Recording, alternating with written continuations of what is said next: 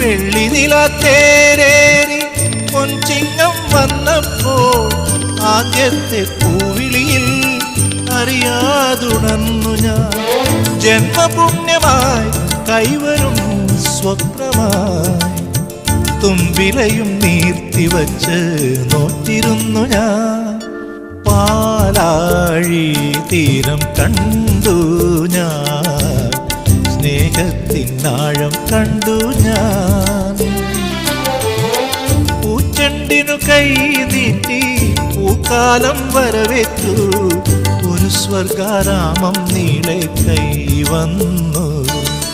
പാലാഴി തീരം കണ്ടു ഞാൻ, സ്നേഹത്തിനാഴം കണ്ടു